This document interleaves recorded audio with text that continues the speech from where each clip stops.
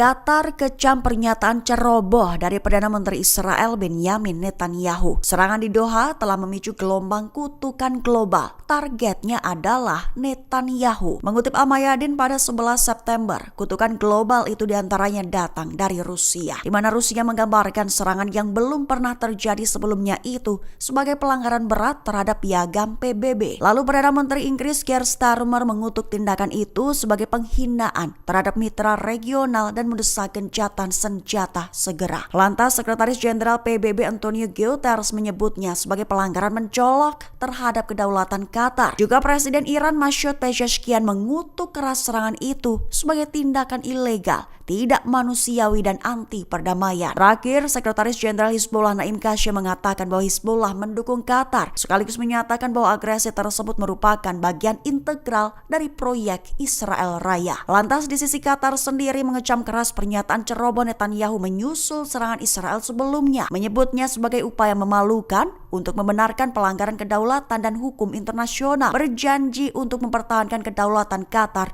dan mendesak penolakan global terhadap ancaman Tel Aviv. Perdana Menteri Israel Benyamin Netanyahu mendesak Qatar untuk mengusir atau mengadili para anggota Hamas yang berada di negaranya. Ia menegaskan bila Qatar tidak melakukannya, maka Israel yang akan mengambil tindakan tersebut. Pernyataan ini muncul seusai serangan udara Israel di Doha pada Selasa 9 September 2025 yang menargetkan pemimpin Hamas. Mengutip dari Tribun News bahwa Netanyahu menyampaikan pesan kepada Qatar dan negara lain yang dianggap melindungi Hamas, ia menekankan agar mereka segera mengusir atau mengadili para militan. Menurutnya, serangan ke Qatar adalah bentuk memburu dalang serangan 7 Oktober yang mendapat perlindungan dan fasilitas dari negara tersebut. Ia mengklaim Israel hanya mencontoh langkah Amerika ketika memburu Al-Qaeda di Afghanistan, hingga akhirnya menewaskan Osama bin Laden di Pakistan. Namun, Netanyahu mengaku heran karena dunia justru mengutuk Israel. Ia menilai seharusnya negara-negara lain memuji, bukan mengecam.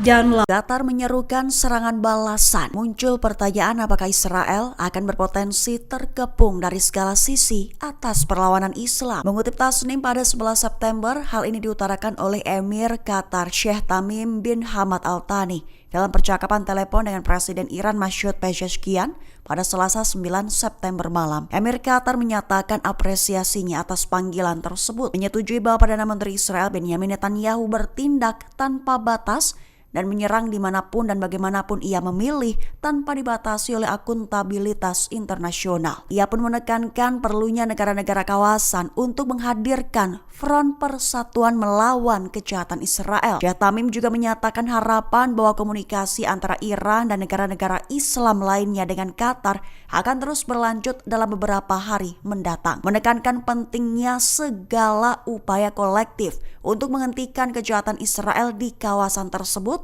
tak menutup kemungkinan dengan upaya militer. Israel dilaporkan telah menyerang 6 negara hanya dalam waktu 3 hari. Negara yang disasar meliputi Palestina, Lebanon, Suriah, Tunisia, Qatar, dan Yaman. Mengutip dari Al Jazeera, pada Selasa 9 September 2025, Israel meluncurkan serangan udara ke sebuah kompleks kepemimpinan Hamas di Doha, Qatar. Serangan itu menewaskan 6 orang, termasuk putra pemimpin senior Hamas, Khalil Al-Hayya. Serangan di Doha menjadi bagian dari gelombang serangan Israel yang lebih luas dan melampaui perbatasannya. Tercatat, Qatar menjadi negara ke-6 yang diserang Israel hanya dalam 72 jam sekaligus ke-7 sejak awal tahun. Sementara itu, Israel juga terus menggempur Gaza. Sejak Senin, serangan udara menewaskan setidaknya 150 orang dan melukai lebih dari 540 lainnya. Pada hari pertama, 67 orang dilaporkan tewas dengan 320 lainnya terluka. Sebanyak 14 orang meninggal saat mencari bantuan, sementara 6 lainnya termasuk 2 anak tewas akibat kelaparan. Pada Selasa 9 September, korban bertambah dengan 83 orang tewas dan 223 orang luka-luka. Israel menargetkan bangunan bertingkat di kota Gaza, menghancurkan infrastruktur dan memaksa warga mengungsi. Kondisi ini membuat banyak penduduk kehilangan tempat aman untuk berlindung.